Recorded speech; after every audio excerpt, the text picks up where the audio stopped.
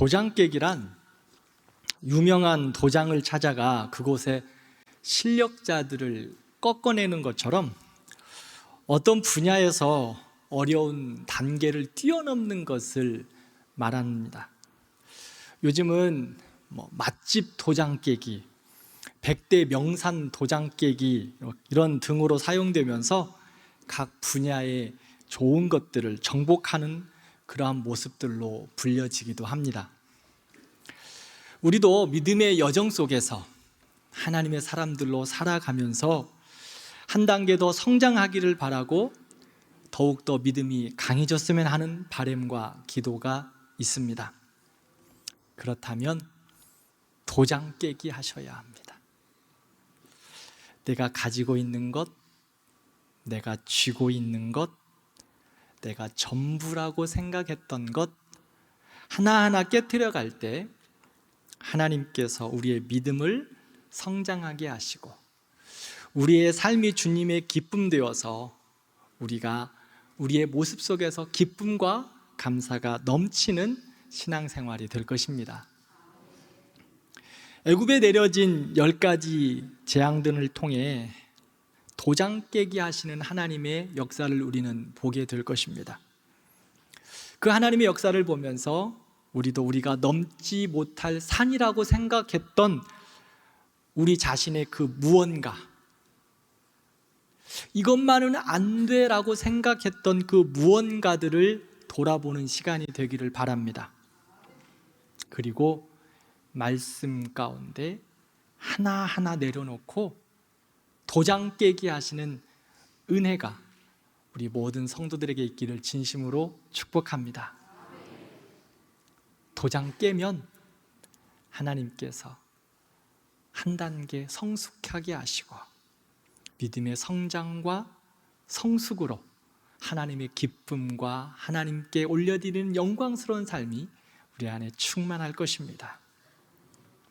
지난주 말씀을 살펴보면 하나님께서 모세를 통해 바로에게 이스라엘 백성들을 애굽에서 내보내라 라고 말씀하셨습니다. 그런데 어땠죠? 바로가 여호와 하나님이 누구냐? 나는 그런 하나님 잘 몰라. 여호와 하나님을 비웃고 무시했습니다. 노예들이 섬기는 여호와라는 신은 나에게 아무 의미가 없다는 것이었습니다. 이때 하나님께서 모세에게 말씀하셨죠. 아론의 지팡이를 바로와 그의 신하들 앞에서 던져라. 그러면 뱀이 될 것이다. 그대로 행하니 아론의 지팡이가 뱀이 되었습니다. 그런데요, 바로 왕이 애굽의 마술사들을 불렀습니다. 너희들도 한번 해보렴. 그러자 애굽의 마술사들이 지팡이를 뱀이 되게 했습니다. 그 당시 역사의 기록을 두면 애굽의 마술사들이 이러한 뱀, 실제적인 뱀을 가지고 이러한 마술을 부렸다고 합니다. 그런데요, 마술을 부렸는데 그 마술로 부려진 뱀이 어떻게 된 줄 아십니까? 아론의 지팡이의 뱀이 애굽의 술사들이 마술 부렸던 그 뱀을 잡아먹어 버립니다. 삼켰다고 성경은 말합니다. 애굽의 마술사들의 그 뱀은 가짜라는 겁니다. 그럼에도 불구하고 바로는 마음이 완악해져서 이스라엘 백성들을 내보내는 것을 거절합니다. 하나님께서 다시 모세에게 말씀합니다. 바로에게 가서 여호와 하나님께서 내 백성을 내보내라 라고 말씀하셨습니다. 그리고 하나님의 강한 손이 어떻게 일하시는가 보라. 하나님의 손이 어떻게 일하시는가 보라. 그렇게 바로에게 전하라고 명령하십니다. 이제 하나님께서 마음이 완악하여진 그 바로를 더 이상 참지 않으시겠다는 겁니다. 그들이 무시하고 비웃는 여호와 하나님이 누군지 이제 바로 보여주겠다는 겁니다. 바로의 중심에 있는 것들, 애굽의 신들을 하나하나 깨트리시면서 너희들이 그 무시했던 하나님이 아무 의미 없다고 하나님이 누구신지를 여호와 하나님이 보여주시겠다고 말씀합니다. 이제 하나님의 도장 깨기가 시작됩니다. 하나님은 이스라엘 백성들을 구원하시기 위해 바로와 애굽에 10가지 재앙을 내리셨습니다. 그 재앙을 내리신 이유를 보면 4절에 하나님의 약속을 따라 이스라엘 백성들을 인도하겠다, 구원해내겠다라는 이유입니다. 그리고 또 다른 이유는 5절에 여호와 하나님이 누구신지 알게 하도록 10가지 재앙을 내리시겠다라고 말씀하셨습니다. 10가지 재앙을 보면서 바로와 애굽 사람들이 하나님이 누구신지를 알게 하시기 위함입니다. 더 나아가 이스라엘 백성들도 하나님이 누구신지를 바르게 알고 바르게 믿게 하도록 하나님께서 재앙을 내리셨습니다. 첫 번째 재앙이 무엇입니까? 나일강이 피로 변하는 것입니다. 애굽에서 나일강의 의미는 생명 그 자체입니다. 풍요로움과 번영입니다. 나일강은 애굽 사람들에게 있어서, 바로 왕에게 있어서 삶의 근원이고 본질이고 시작입니다. 나일강이 그들의 생명과 같고 그들의 모든 것이었습니다. 나일강에서 권력이 나왔고, 나일강에서 물질이 나오고, 나일강에서 삶이 시작되었습니다. 그러므로 애국 사람들은 나일강을 신성시했습니다. 아니, 나일강 자체가 신이었습니다. 그래서 그곳을 지키는 하피신과 크놈신을 때때마다 제사하고 숭배했습니다. 그리고 나일강에서 이루어지는 그런 강의 범람도 신격화했고, 어떤 이들은 나일강에서 잡히는 물고기, 썩어 없어지는 그 물고기도 숭배했다고 전해지고 있습니다. 고대 역사학자인 헤로도투스는 이집트의 풍요는 나일강의 선물이다 라고 말합니다. 다시 말해서 나일강 없으면 애굽, 이집트 없다는 것입니다. 나일강은 애굽의 가장 중요한 것입니다. 이집트에서 나일강은 지금도 절대적입니다. 그래서 현재도 나일강 주변으로 이집트의 인구의 90% 이상이 거주하고 있다고 합니다. 지금까지, 애굽 시대부터 지금까지 나일강은 그들에게 있어서 모든 삶의 중심이고 시작이고 그들의 전부입니다. 그들의 권력도 나일강이고, 그들의 경제 활동도 나일강이고, 그들의 삶도 나일강입니다. 그곳에 모든 것이 집중되어 있습니다. 그러므로 나일강은 자체가 신입니다. 나일강이 신이고 그것을 주관하는 바로는 더 큰 신입니다. 그러므로 바로에게는 절대 권력의 능력이 있습니다. 상징이었죠. 그런데 하나님이 모세에게 말씀합니다. 지팡이로 나일강을 치면 그것이 피로 변하고 나일강의 고기가 죽고 나일강은 썩어 악취가 날 것이다. 사람들이 그 물을 먹을 수 없게 될 거다라고 말씀합니다. 이뿐 아니라 애굽의 모든 물들과 강들, 운하와 모든 호수, 그리고 그릇에 담겨 있었던 물들까지 피로 변하였습니다. 애굽 사람들은 더 이상 물을 마실 수 없게 되었습니다. 나일강에서 더 이상 할 수 있는 것이 없습니다.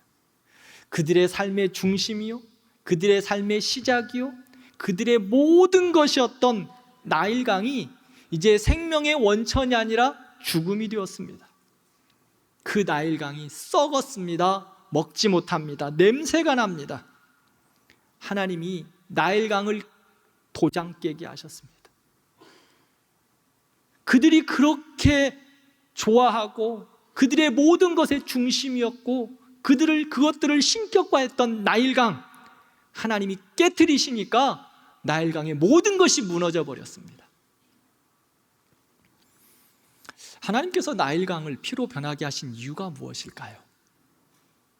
나일강을 완전히 깨뜨리신 이유가 무엇일까요? 나일강을 피로 변하게 하신 이유는 우리가 계속 말씀하고 있었던 것과 같이 하나님을 거절하는 그들에게 하나님을 바르게 알게 하도록 하시기 위한 하나님의 재앙이었습니다. 하나님을 무시하고 비웃는 그들에게 하나님이 나일강보다 크다, 너희들이 가장 좋아하고 너희들의 삶의 근원이었던 나일강보다 하나님이 더 강력하신 분이다, 하나님의 신이 더 큰 신이고 참신이다라는 것을 보여주었습니다. 그들이 생명처럼 여기고 섬겼던 나일강이 생명이 아니고 근원이 아니라는 겁니다. 그래서 나일강은 썩어 악취가 납니다. 그것은 생명이 될 수 없다, 하나님이 생명이다라는 것을 가르쳐 주었습니다. 바로 왕에게 그리고 애굽 사람들에게 참신이 누구이며 인생의 시작이 어디서 오고 삶의 근원이 무엇인지 확실하게 가르쳐 주었습니다. 나일강의 풍요, 권력이 주인이 되어 하나님 없이도 살아갈 수 있다고 이야기했던 바로, 하나님의 주인이 아니고 내가 주인 되고 내가 왕이 되어서 살아가야 한다고 말했던 애굽과 바로에게 하나님이 주인 되심을, 하나님이 내가 왕임을 선포하고 있습니다. 인생은 두 가지로 나누어집니다. 하나는 하나님이 주인 되고 하나님이 왕이 되어 하나님을 따르는 신본주의의 삶입니다. 또 다른 하나는 내가 주인 되고 세상의 주인 되어 그것을 따라 살아가는 인본주의의 삶입니다. 하나님을 따르고 하나님을 섬기고 하나님을 예배하는 신본주의의 삶, 세상을 따르고 죄악을 따르고 내가 주인 되어 내 마음대로 살아가는 인본주의의 삶, 두 가지로 나누어집니다. 하나님은 사람을 창조하시고 하나님께서 친히 사람과 함께 하셨습니다. 에덴에서 하나님과 함께하는 아담과 하와는 그 세상의 어떤 것보다도 행복했습니다. 좋았습니다. 성경에서도 말한 것처럼 완전했습니다. 하나님 보시기에도 좋았습니다. 최고였습니다. 최상의 삶이었습니다. 하나님이 주인 되고 하나님이 내 마음의 왕자에 계시니 모든 것이 완전하고 행복하고 기뻤습니다. 그런데 시험이 왔습니다. 왜 시험이 왔을까요? 하나님의 백성들이 행복하고 기쁘고 감사하고 평안한 거 가장 싫어하는 누군가가 있습니다. 누구죠? 그렇습니다. 마귀입니다. 아담과 하와가 하나님과 함께 그렇게 최고의 삶, 최상의 기쁨을 누리며 살아가니까 마귀가 싫어해요. 그래서 마귀가 유혹합니다. 이것이 전부가 아니야. 더 좋은 것이 있어. 하나님이 감추어놓고 너에게 말하지 않아. 그거 있잖아. 너도 하나님처럼 될 수 있거든. 네가 지금 하나님과 함께하는 것이 하나님이 왕으로 모이고 하나님이 주인으로 살아가는 것, 그것보다도 더 좋은 게 있어. 마귀가 자꾸 유혹합니다. 너도 하나님처럼 된다? 내가 주인 될 수 있어. 네 인생은 너의 것 아니니? 네가 주인처럼 좀 살아갈 수 있어. 해봐. 아담과 하와는 마귀의 그런 달콤한 유혹에 빠져 자기가 하나님처럼 되고 자기가 주인 되고 싶어 결국 죄의 유혹에 넘어지게 됩니다. 어떻게 되었습니까? 자기가 주인 되고 자기가 왕이 되어 살면 더 좋을 줄 알았는데 죄로 말미암아서 하나님에게서 멀어집니다. 하나님에게서 멀어지니까 어떻게 돼요? 고통과 슬픔과 아픔과 눈물, 그것뿐이었습니다. 내가 주인 되려 하자 하나님과의 관계가 깨어졌습니다. 하나님과 멀어집니다. 이제 하나님과 함께하는 것이 최고의 행복이었는데 죄가 들어와서 하나님과 멀어지니까 하나님이 두려워져요. 그리고 수치스러움을 느낍니다. 이뿐인가요? 사람과의 관계도 깨어졌습니다. 하나님과 멀어지니까 사람과의 관계도 깨지더라고요. 내 살 중에 살이요, 내 뼈 중에 뼈다. 당신밖에 없어. 당신 최고야. 나 당신 없으면 죽어. 그렇게 사랑 고백했던 아담과 하와가 사랑 고백은커녕 너 때문이야. 너 때문에 내가 죄졌잖아. 너 때문에 못 살겠어. 사람과의 관계가 깨져버렸습니다. 내가 주인 되면 더 좋을 줄 알았는데 사람과의 관계도 깨어진 겁니다. 이뿐인가요? 자연 만물과의 관계도 깨어져 버렸습니다. 모든 동식물과의 관계도 깨어져 버렸어요. 엉겅퀴와 가시덩굴이 자라기 시작합니다. 내가 주인 되면 더 좋을 줄 알았는데, 내가 왕이 되면 행복할 줄 알았는데, 하나님 떠나서 내가 주인 노릇하면 정말 행복할 줄 알았는데 더 엉망이 되어지고 더 깨어져 버리고 더 혼란스럽게 되었습니다. 그 이후 사람들은 계속된 고통과 원망과 아픔과 상처로 살아갑니다. 그럼에도 불구하고 세상은 하나님이 주인이냐 내가 주인이냐, 신본주의냐 인본주의냐 끊임없이 싸우고 있습니다. 왜 그렇습니까? 마귀가 지금까지도 네가 주인 되어봐, 네가 주인 되면 행복할 거야 라고 계속해서 유혹하는 겁니다. 왜요? 하나님이 주인 되어 살아가는 하나님의 백성들이 기쁨과 감사로 하나님과 행복한 삶을 살지 못하도록 지금까지 끊임없이 유혹하고 있습니다. 그래서 지금도 우리 안에서 그 싸움은 계속되고 있습니다. 하나님이 주인이냐 내가 주인 될까? 그래서 예수님께서 천국 백성의 삶을 말씀하시는 산상수훈에서 하나님이 주인 되어 살아가는 신본주의의 사람은 내가 주인 되어 살아가는 인본주의의 삶, 두 주인을 섬길 수 없다 말씀하셨습니다. 하나님의 백성들이 인본주의의 삶을 살아가면 안 된다고 그렇게 말씀하시는 겁니다. 그러면서 예를 들어 주셨어요. 마태복음 6장 24절 말씀입니다. 함께 읽겠습니다. 한 사람이 두 주인을 섬기지 못할 것이니 혹 이를 미워하고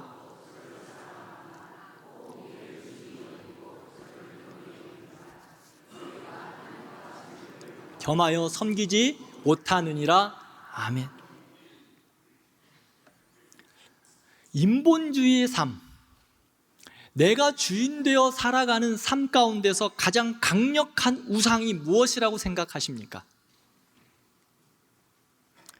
내가 주인 되는 삶 가운데 가장 강력한 우상은 물질입니다. 예전이나 지금이나 동일하게 물질이 그 중심에 있습니다.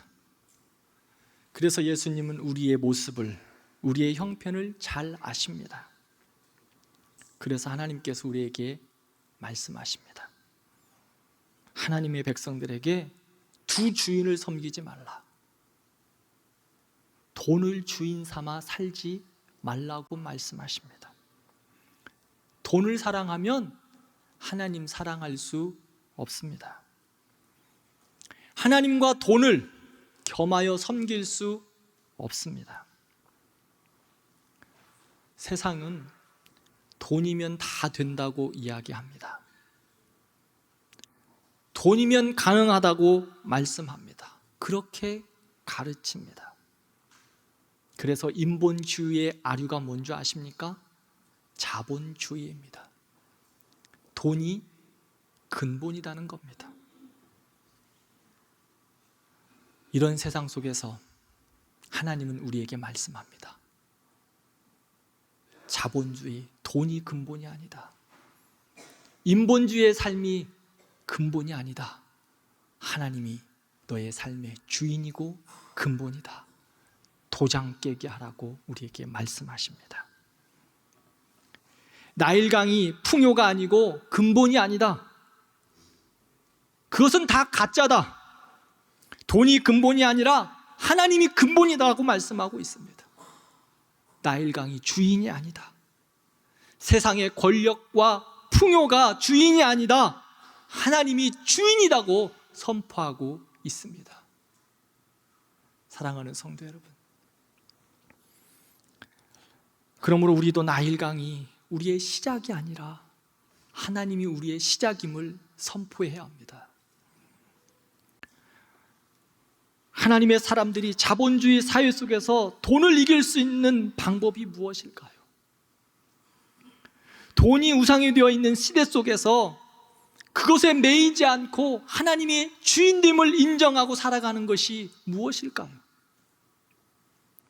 세상 속에서 하나님의 백성들은 하나님의 주인됨을 선포하고 하나님의 영광을 위해서 살아가는 것, 그것이 무엇일까요? 하나님의 백성들은 11조를 통해 하나님의 주인됨을 선포합니다. 인본주의의 삶 가운데서, 자본주의 시대 가운데서 하나님의 백성들이 선포하는 하나님의 주인됨, 11조입니다. 시간의 11조로 하나님 앞에 영광 돌리는 겁니다. 물질의 11조를 드리는 겁니다. 삶의 11조를 올려드리는 것입니다.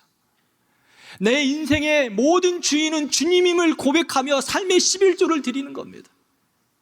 여러분들, 우리의 삶에 있는 모든 물질도 주님의 것입니다. 11조를 드려서 하나님이 주인됨, 내 물질의 주인됨을 고백하는 겁니다. 10의 1만 하나님의 것이 아니에요. 내 모든 삶, 내 모든 물질, 내 모든 생각, 내 모든 것이 주님의 것임을 고백하며, 내 시간도 주님의 것임을 고백하며 11조를 드리는 거예요. 삶의 11조, 시간의 11조, 물질의 11조, 여러분들과 저의 신앙 고백인 겁니다. 하나님의 백성들이 하나님이 주인됨을 선포하는 겁니다.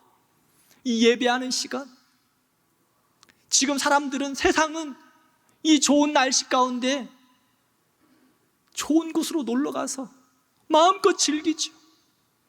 그러나 우리는 이 시간들을 구별하여 하나님 앞에 예배합니다.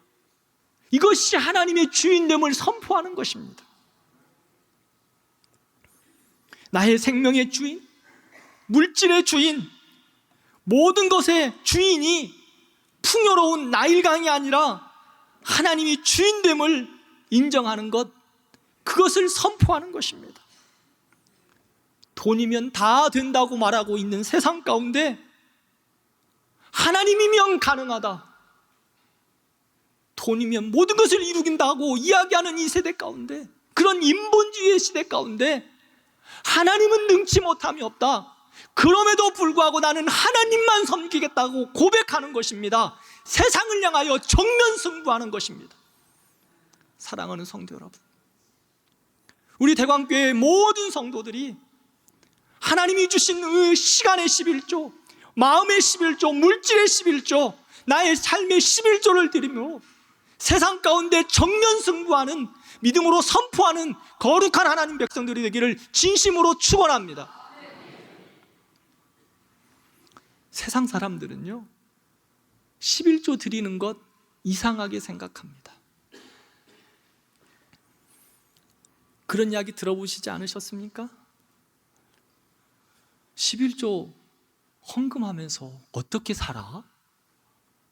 생활이 돼? 진짜 신기하다. 너도 11조 하니? 그런데 돌아보십시오. 우리는 하나님의 것을 하나님 앞에 올려드리고, 아니, 우리의 모든 것들을 하나님 앞에 올려드리면서 하나님을 인정하고 하나님의 주인됨을 선포하며 기쁨과 감사와 평안으로 살았습니다. 또한 우리의 모든 11조를 주 앞에 올려드리면서 그렇게 살 수 있습니다. 왜 그렇습니까? 하나님의 주인됨을 선포하며 믿음으로 살아갈 때 하나님이 주인 되셨으니까, 하나님이 나의 왕이 되셨으니까 하나님이 나의 삶을 인도하시고 나의 가정을 책임지시고 하나님이 우리의 모든 것들을 보호하시기 때문입니다. 그렇게 우리는 믿음으로 그렇게 감당할 수 있습니다. 돌아보십시오. 사랑하는 믿음의 선조 여러분, 돌아보십시오. 내가 하나님 앞에 나의 전심으로 다하는 모든 11조를 드렸을 때 나의 곳간이 헤어진 적이 있나요? 그렇게 드림에도 불구하고 하나님께서 우리의 삶을 책임지시지 않으셨나요? 그리고 하나님께서 우리의 삶을 그렇게 책임지실 것입니다. 이것이 우리의 믿음입니다. 우리의 선조들이 그렇게 살았어요. 그러면서도 기쁨과 감사가 넘쳤습니다. 그렇다면 우리는 어떻게 살아가야 할까요? 불가능하다고 생각하십니까? 아닙니다. 세상을 향하여 정면 승부하시기 바랍니다. 하나님이 우리의 주인 되시기에 하나님이 보호하시면 그 세상의 어떤 보호보다, 그 세상의 어떤 인도함보다 가장 좋은 것으로 인도하시고 보호하실 것입니다. 뱀꼬리 잡으면 죽을 줄 알았죠? 세상은 뱀꼬리 잡으면 죽는다고 해요. 그런데 하나님이 어떻게 하셨습니까? 뱀꼬리를 잡으니까 하나님의 지팡이가 그들을 인도했습니다. 사랑하는 성도 여러분, 뱀꼬리 잡으면 죽지 않습니다. 하나님의 사람들이 하나님이 주인 되어 뱀꼬리 잡으면 하나님의 지팡이가 되어서 하나님이 보호하시고 하나님이 인도하시고 하나님이 책임지실 것입니다. 하나님께서 나일강을 섬기며 살아가는 바로와 애굽 사람들에게 나일강을 피로 변하게 하셨습니다. 나일강은 섬길 대상이 아닙니다. 권력과 물질과 풍요가 내가 주인 되어 살아가는 인본주의적 가치의 삶이 내가 섬길 대상이 아니라는 것입니다. 인본주의의 삶, 자본주의 가운데 돈을 우상하여 살아가는 그런 삶 살지 말고 신본주의의 삶, 우리의 인생의 주인 되는 것이 하나님을 고백하며 믿음으로 살아가라고 오늘 또 말씀하고 있습니다. 그게 나일강이 피로 변한 겁니다. 도장 깨신 겁니다. 사랑하는 성도 여러분, 혹여나 우리의 마음 가운데 그러한 어줍지 않은 세상을 향하여, 세상의 그 자본주의에 향하여, 사람의 주인됨에 향하여 그러한 마음이 갖고 있다면 도장 깨게 하십시오. 하나님의 말씀으로 은혜로 깨버리시기를 바랍니다. 그러면 하나님이 여러분들을 살려내실 것입니다. 신앙의 출발은, 믿음의 출발은 여기서부터 시작합니다. 누구를 따를 것인가? 하나님을 따를 것인가? 세상을 따를 것인가? 신본주의의 삶을 살 건가? 인본주의의 삶을 살 건가? 오늘은 예배 가운데 학습 세례 입교식이 있습니다. 세례 받는 것이 무엇일까요? 나는 죽고 이제 예수님이 나의 주인 되어 살아감을 믿음으로 고백하고 선포하는 겁니다. 내가 주인된 인본주의의 삶에서 하나님이 주인 되신 신본주의의 삶을 살겠다고 믿음으로 고백하고 선포하는 것이지요. 오늘 학습 세례 입교 받는 우리 학생들과 성도님들, 이제 여러분들의 인생의 주인은 내가 아니고 우리 주님 예수님임을 믿음으로 고백하고 선포하시기를 진심으로 축복합니다. 그리고 또한 이 예식에 참여하는 우리 모든 성도님들, 내가 세례받은 거 기억하십니까? 그게 여러분들의 믿음의 고백이었습니다. 자신들을 돌아보며 오늘 세례식을 통하여 다시 한번 여러분들의 신앙도 결단하는 은혜가 있기를 진심으로 축복합니다. 하나님 중심의 삶, 신본주의의 삶 살아가려면 어떻게 해야 할까요? 10가지 재앙 가운데 하나님이 누구신가를 알게 하였습니다. 이런 세상 가운데 그럼 우리가 어떻게 살아갈까요? 하나님을 알아야 합니다. 우리도 하나님을 잘 알아야 합니다. 그래야 도장 깨게 할 수 있습니다. 하나님을 잘 알아야 흔들리지 않습니다. 바르게 믿을 수 있습니다. 하나님을 바르게 알 수 있는 방법이 뭐예요? 디모데후서 3장 15절에서 17절 말씀을 함께 읽겠습니다. 또 어려서부터 성경을 알았나니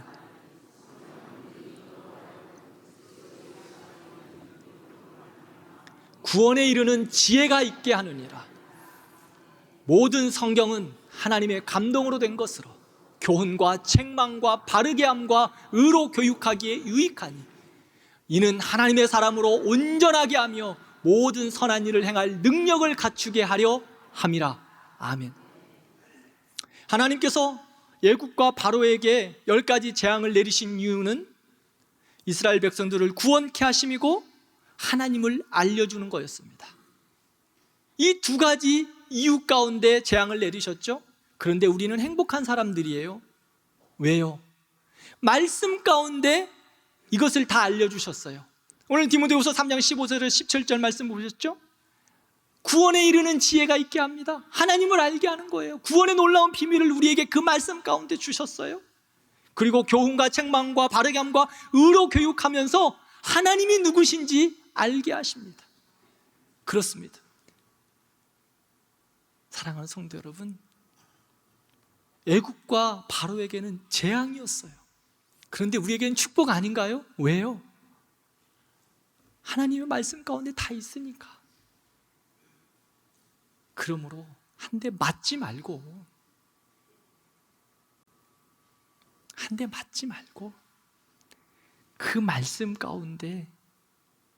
그 말씀 가운데 순종하면서 구원의 역사, 하나님을 더 깊이 알아가는 우리 성도들 되기를 진심으로 축복합니다. 몇 달 전 모 권사님이 이런 말씀을 하시는 것을 제가 들었습니다. 성경을 읽고 기도하고 싶은데 삶의 주변이 너무 복잡하더라는 겁니다. 집중이 안 되더라요. 그래서 먼저 침대 주변에 있는 것들부터 치웠답니다. 다 치워버리고 가장 손이 먼저 닿을 수 있는 곳에 성경책을 두셨대요. 그리고 성경 말씀을 읽으신다고 합니다. 성경 읽고 기도하신 일에 열심을 다하실 거예요. 그렇습니다. 하나님을 가까이 하고 예배하며 하나님 말씀 안에 머물게 되면 하나님의 그 말씀이 나의 생각과 나의 삶과 나의 모든 것을 주관하시고 인도하실 것입니다. 그래서 하나님 중심의 삶을 살아가게 됩니다. 말씀을 맺겠습니다. 물은 몇 도가 되면 끓까요? 100도가 되면 끓죠? 100도가 되면 물이 액체가 기체로 변화됩니다. 수증기가 되는 거죠. 물이 끓는 그 지점을 임계점이라고 합니다. 변화되는 그 시점, 자신의 것을 완전히 깨트리는 그 시점, 그 임계점을 뚫고 나가야 변화가 있습니다. 사랑하는 성도 여러분, 우리를 붙잡고 있어서 그 임계점을 뚫지 못하게 하는 세상의 여러 가지들 있을 것입니다. 내가 주인 되어 살아가고자 하는 그 세상의 많은 것들, 임계점을 뚫지 못하게 하는 여러 가지 것들, 나만 알고 있는 그것들, 주님이 여러분들과 저에게 말씀합니다. 도장 깨라. 도장 깨라. 그거 깨트려 버려야 변화할 수 있습니다. 임계점을 뚫고 나가야 합니다. 사랑하는 성도 여러분, 도장 깨십시오. 나일강의 풍요, 권력, 하나님 없는 삶, 가짜입니다. 그들도 알아요. 그게 가짜인 줄. 그러므로 모든 것들을 깨트려 버리고 하나님이 주인 되심을 선포하시기 바랍니다. 그러므로 나의 주인은 주님이다.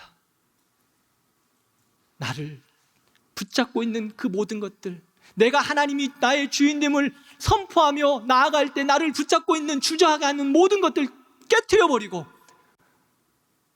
세상 가운데, 인본주의의 삶 가운데, 자본주의의 삶 가운데 하나님만을 높이며 하나님만을 바라며 하나님만을 찬양하고 하나님의 인도함 가운데 승리하는 거룩한 하나님의 백성들 되기를 진심으로 축복합니다.